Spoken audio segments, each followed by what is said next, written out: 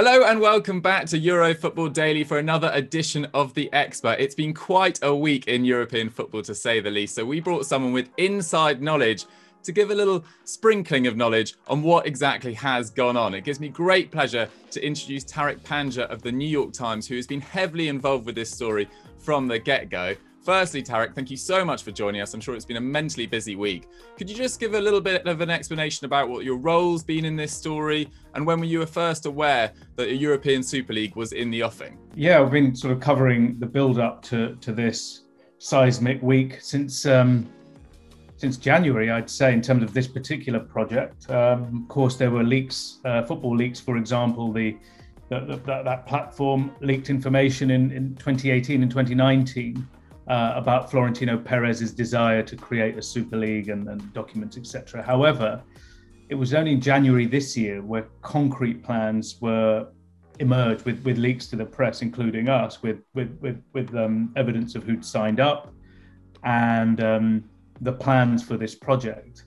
That prompted FIFA and Uefa to announce that clubs will be banned from competitions, players from the World Cup, etc. And that was January. And at that point, it seemed like, oh look, this issue has gone away, and it seemed to sort of not percolate so much in the public sphere, I suppose, because obviously parallel there was this talk of what's going to happen to the Champions League. Is it going to be expanded to 36 teams?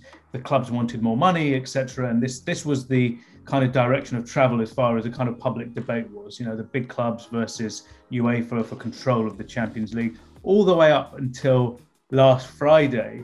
If you remember, the coverage then was the European Club Association, the umbrella body for the biggest teams in Europe, had finally agreed to the Champions League, and UEFA was going to rubber stamp it on Monday, which they did. However, obviously there was a sting in the tail just before that, which we will get to. The last 2 weeks have been kind of fascinating, and it's very hard for me as a journalist to kind of believe. So you have people telling you this, the same people that you've been talking to, say, since January, saying, you know, you really should be thinking about this Super League. It's not dead. I know there are talks, there are contracts being signed, but at the same time, in terms of what we're seeing visibly, are meetings between the UEFA Executive Committee, the UEFA Competitions Committee. This is the organisation that kind of formulates the plans for Champions League and Europa League. And on that board, on that little committee, were the likes of Ed Woodward and other club executives. And then on the ECA, which was run by Andrea Agnelli, the president of Juventus, endorsed the UEFA plans at the end of last week. And you're thinking, hang on, but aren't these the same actors who are about to break away? So that was quite confusing. And then from Friday night over the weekend, it seemed, again, it was really hard to believe that this was going to happen. Even though you're getting all of this information, could you think really? They're going to do that? That'd be so two-faced, given the public declarations. 3 weeks earlier, Agnelli described the UEFA plans as beautiful, and he was fully endorsing them publicly. So I was like, you know, we've seen a lot in football, but this will be too much, surely. And then by Saturday morning, quite early, I got a call from someone to say, from one of the leagues, to say, we're in the, we use the expletive here that he used, but you know, we're in trouble. This is happening. I made a couple of other calls and it was clear. Names of the teams, there's 6 from the Premier League, which was extremely significant because much of this project is driven by the power of the Premier League. The Premier League is too powerful in terms of its kind of both financial dimension, but also its global appeal for the others to keep up. This is part of the problem. The other teams have got too big for their leagues. In a way, they should have maybe husbanded their leagues a bit better, ensured that, you know, all boats right high in the tide, but they didn't. They just sort of swept away. And they got to a point where we really need to do anything. If we don't, the Premier League has raced past us. And this was what they're going to do. So anyway, I still couldn't quite believe it. But then, yeah, pressed the button on the story in the afternoon. And then we had this insane 48-hour period we're still seeing the kind of final embers of this, and I think there's going to be some more repercussions to come. But in the end, I wonder if this was the moment when, football almost broke away from its seams. These big teams almost pulled away to make the whole thing crumble. That it might focus the minds. We might get some safeguarding from structures outside of the sport, given its important cultural importance to societies across Europe. Maybe, I suppose, European Union, national governments, they've all talked a good game. Maybe now it's time for them to legislate. Yeah, you talk about that mental 48-hour period, and I was just wondering, from your perspective, what did you think was the key moment in which the European Super League sort of collapsed as we know it? I mean, was it doomed from the start with a flawed concept, or was there a moment that you thought, hang on, this isn't really going to work? I think the concept, personally, I don't think the concept was flawed in significant ways, but that's not why this collapsed, because they didn't care. So they were happy to push on. They've got the lawyers, they had the money in place, etc. I think this collapsed because of the tide of the pressure on. Obviously, they expected a backlash. It's hard not to, but there wasn't a single advocate for them. That's one thing. They lost the narrative from the beginning, because if you think about it, Story leaked say on Sunday afternoon, we didn't get an official announcement or anyone speaking up for this until midnight, when Europe was asleep, which is totally bonkers, right? You have a project which they claim is needed to save European football from catastrophe, and you launch it when Europe is asleep. That is insane. And in between 2 p.m. say and midnight, 10 hours, you had the whole football family almost, and governments, Emmanuel Macron, Boris Johnson as well, famous footballers, all piling in on this. The die was cast in terms of how this was going to be presented. They were not on the front foot. They had no posture in terms of showing why this is a good idea. So that's one of the things. And then by the next day, obviously there's the immense backlash. They still had a vacuum. They couldn't find a single spokesperson from among their group, which I think is remarkable. Are they, either they're embarrassed of their own project, that no one was willing to put their head above the parapet, or they misjudged this spectacularally. That the PR element of this, they didn't even buy a spokesman. They could have, there's people around who, look at Qatar, and I think for some of the teams, Chelsea, for example, Manchester City too, certainly the ones in England, they got really rattled when they saw fans in the streets, etc. There was a call, Liverpool and Chelsea for sure, from their fan group saying, like, we want our banners removed from the stadium. That rupture was too big, plus that political pressure, and that's what finally told, I think. Yeah, it was quite a reaction, and I think a lot of people, particularly our fan base, want to know what is going to happen next in terms of UEFA and FIFA. How are they going to go about punishing these teams? Can they even do it? I mean, we've got the Champions League semi-finals kicking off next week. What do you actually see happening? Right, I think there's no issue with those Champions League semi-finals. I think that was all kind of saber rattling and talk. You needed to kind of make them a little bit nervous and get your point across, but I just don't think that was ever a serious threat. And this tournament hadn't started, of course. These guys had put a press release out and made a company, but they're not playing in a Super League per se, right? They are where they are. However, they did threaten the fundamental structure of European football. They shook it in a way that had never been shaken before, I'd say. And they probably do deserve some type of sanctioning. But it puts everyone in a very tricky position. On the one hand, you need to be sort of welcoming in a way, because these brands, these teams are still sort of vitally important to projects like the Champions League and domestic TV, etc. You can't say you could say it, but it would be almost cutting off your nose to spite your face, I suppose, to say, yeah, all you 12 teams, you're banned from domestic and international football for 2 years. Can you imagine? That I just can't see that. And you think about the players as well who play on these teams. there is talk of creating some sort of sanctioning regime, and I think they deserve punishment of some kind. You've seen teams punished for kicking off games 1 minute too late. This thing almost collapsed European football. So they're going to have to come up with a sanctioning plan, and something that is robust. But perhaps more concretely, they have to come up with a way of ensuring this doesn't happen again. And I don't mean by giving them more money and bowing to their wishes, because I don't think that solves the problem. It just pushes it down the road, because they're always going to want more and more. That's what we've seen since '92 and the evolution of the modern Champions League. We've seen the big clubs ask for more and more and get more and more, and yet it's never been enough.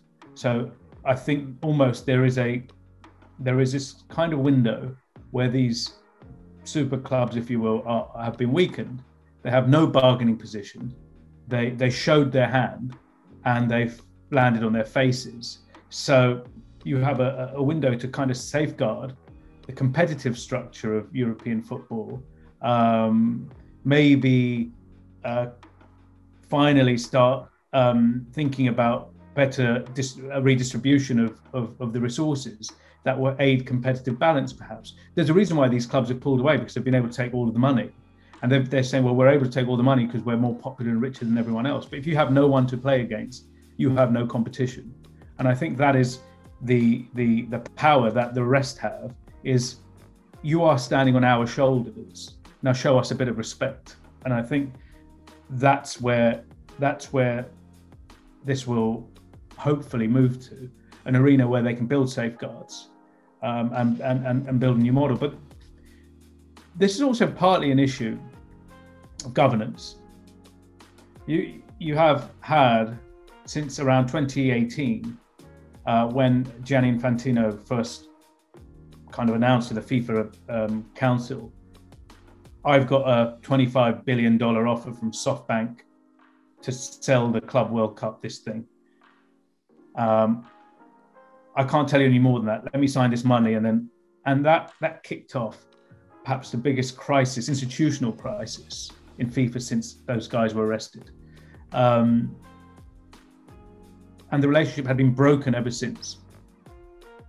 FIFA hated UEFA, UEFA hated FIFA, and the two weren't talking. And in that gap come these guys who say, hang on, we can play one against the other. We can try and build a Super League. Now is the moment for egos to be put aside. This power game between FIFA and UEFA, or maybe the personalities, Infantino and Ceferin, to be put aside for the greater good of football. Because in the end, if they had an alliance of one that kind of would be for the benefit of football, you've got more of a chance of standing up to kind of these bully boy tactics, coming up with robust rules. And the other thing here is you have to enforce the rules you have. So, for example, financial fair play. I know from some of the clubs who are breaking away, they're furious. They've been furious for years. They say, like, we've got this financial fair play regime in, and it's for completely self-interest reasons, of course. So they're not like altruistic people thinking about the good of the game. They think about the good of themselves. But in general, more people benefit from financial fair play than don't, because most are not owned by, nation states or oligarchs, etc. They wanted something that controlled this hyperinflationary tendency that has engulfed football. One, from the television contracts, etc., that have arrived over the recent years. But you could argue that money has benefited a number of teams, particularly the English ones. So it's not linked to one or two teams. But then also you look at the arrival of someone like Roman Abramovich at Chelsea. At that time, I think it was 2003, it was amazing if you think about it. So we've seen so much that things start to normalize after time, but it was remarkable that this fellow arrived. I remember it was David Dean who said, this fellow has arrived, parked his tanks on our lawn and is firing £50 notes out of it. And that's what it felt like that summer. that spending that Chelsea did to build that team up, we had never seen anything quite like it. And we thought Jack Walker at Blackburn was a big deal, and that was a local businessman. This thing was off the scale. And then you have the forces of nation states arriving. Paris Saint-Germain, the Qatari state, Manchester City, and Abu Dhabi. And this is not organic growth, I suppose. Now, I suppose if you're a fan of those teams, you must be enjoying it, having a hell of a ride and saying, you guys are just bitter and jealous and against us. But it's created inflationary tendencies, and the fans have to look at themselves as well. What are the most popular stories on your website? Probably transfer stories, I would have imagined. Buying, spend this money, Mbappe, 200 million, go and get him. We need Haaland, paying 500 grand a week. You've got to think where this money's coming from. There's clubs that are bankrupting themselves to keep themselves in the race. You look at, again, poorly run, poor judgment. No one asked them to buy these players, but Barcelona, the enormous amount of money being spent on recruitment that they can't afford, but they think, we have to keep up because we have to win, because the fans need us to win. We're Barcelona. There's, the ego and hubris of all of this. We're Barcelona, so we have to win. Real Madrid, the same, 900 million euros in debt. Look at the Italian clubs, total basket cases, all spending money. So if there was some financial order, some control here, that still allowed clubs to grow, still allowed investment to come in, but in a way that kind of made sense. That is what some of these clubs have been asking for. Now, looking at the leaked documents from January, they had a type of financial fair play regimen in there. And if you look at it, it looked like if I was going to draft it, if I was going to put a title on it, there were a number of anti-Manchester City clauses in it. Funny, Man City are one of the teams that signed up to this, but you look at this, and it was a closer look at sponsorships linked to the entity that owns the company. Let us you look at the books. You can only spend revenue that you generate within your business. A 55% ratio of revenue and spending on transfer fees and wages. All of this, to me, seemed almost devised by, in a way, American businessmen. They wanted recurring profitability and consistency of appearances in tournaments.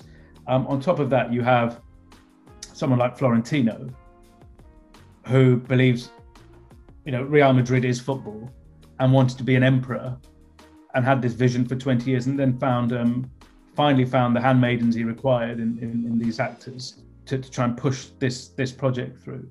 It was a classic timing, and they used the pandemic, I believe, as a fig leaf, as cover for what they had planned a long time ago.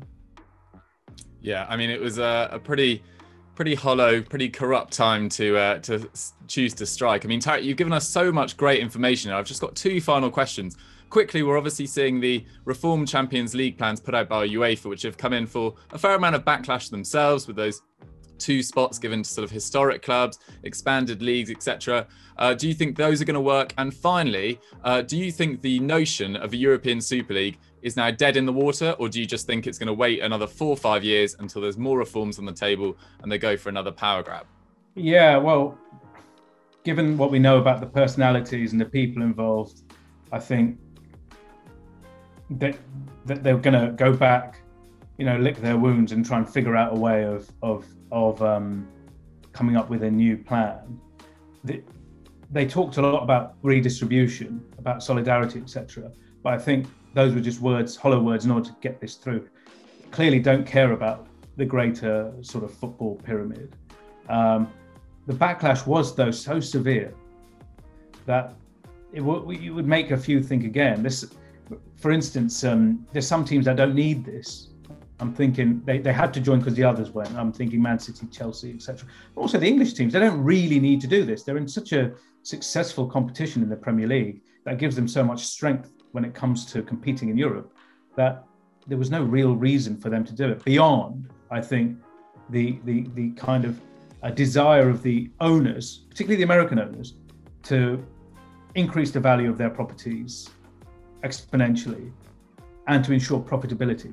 There was no footballing merit for what they're doing here, because as things stand, the English teams are in the most powerful position of them all when it comes to ability to perform on the field, given the resources they have. So that being said, yeah.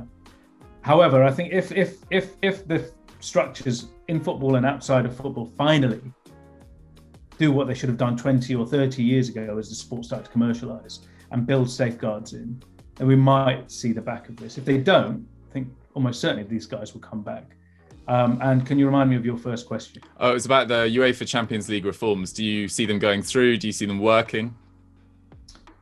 They have gone through. They were ratified on Monday, which was supposed to be a big deal, which is why these guys launched on Sunday to try and. But sorry, I thought the current ECA clubs were appealing against the two-team rule on previous domestic success.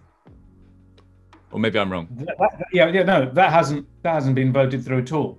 But you said that the new Champions League reforms, they have been, like the structure, 36 teams, the Swiss model, etc. The model has been voted through. We're going to have this unless there's some emergency that says we don't. That was rubber stamped on Monday. The thing you're talking about, I think, is accessibility, who gets to play in the competition, distribution of cash, and governance power, how much the joint venture between the teams and UEFA over control of the commercial aspect.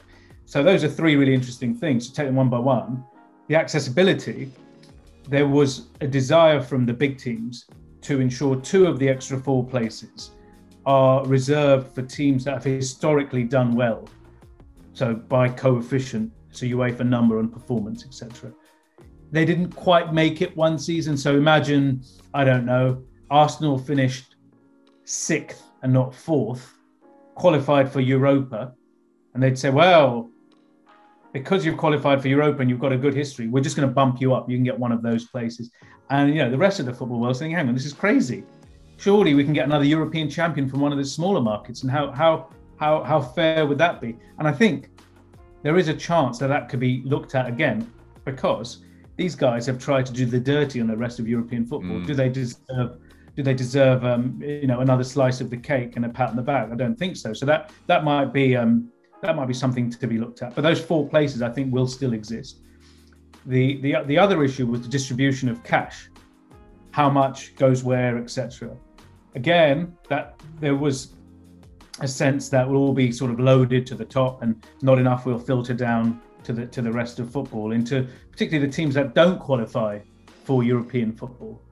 Because one of the great ironies of UEFA's Champions League is that it's completely damaged competitive balance in domestic leagues, particularly the medium and smaller ones. You think, I don't know, if you're a team from Serbia or Albania or wherever, just by qualifying for even Europa League or Champions League, the quantum of money you get is like 10 times more than your domestic teams get from TV rights that are worth practically nothing in those small markets. That means you have perennial champions, 8-time champions, etc. And that is because of the Champions League. And if you think, hang on, aren't you the organisation responsible for governance? And yet you're kind of ruining, European football down the road. So again, this issue of distribution, again, this puts Ceferin under pressure to now deliver for small and medium countries and teams. So that is on the cards. And the other thing was the power grab. This was supposed to be launched, this Reformed Champions League, on March the 31st, and we are now in sort of middle of April. The reason why it wasn't was a day or two before, the big clubs, through the ECA, but it's the big clubs, they said, we are not going to support this until you give us controlling interest in the company that controls the commercial aspect of the Champions League or European club competitions. It's a type of joint venture. And UEFA were like, we cannot do this. We can maybe have a controlling share, but we will have maybe 1% more, 51-49, because that would mean a few clubs own all of this. They then said, right, we'll go back, figure it out, because I don't think all the clubs were aligned on this. Some of them wanted this to go through. They said, look, come what may, we are going to launch on Monday. We'd rather you agree, but I'm just telling you, can you all find an agreement, but we're going to launch. Now, the ECA has been humiliated by its president, Andrea Agnelli. He was sitting in the chair of the ECA, 247 clubs, while negotiating a project that would pretty much ruin the prospects for 227 of them. Can you imagine what they would be feeling like? Plus, he was sitting on the Uefa executive committee at the same time, voting through and agreeing with a Champions League project that he was about to detonate. So in that position, I think UEFA may think, hang on, again, we don't need to give up all this stuff to you. So that's where we are now, and that's what's to come. But I think 2024, we're going to see a new model of the Champions League is voted through, and we're going to keep having discussions because there's always going to be tensions in football. Yeah, I mean, tensions are only going to be, risen having had this week that we've had in European football. And Tariq, you've been an absolute star for coming on and speaking to us today. I'm sure all the fans really enjoyed it. Is there anything you'd like to plug? Obviously, you work for the New York Times. What's your Twitter handle, etc.? My name, so Tariq Panja is my Twitter handle. And if you want to read a now slightly dated book on the transfer market, spare a moment to check out Football Secret Trade by Alex Duff and myself. There may be a few interesting anecdotes and stories in there for your viewers. Excellent stuff. I'm sure you could write 2 or 3 books about the last week that we've had. Tariq, thank you so much for joining us today. Don't forget to like this video and subscribe to the channel, and we'll see you next time. Bye.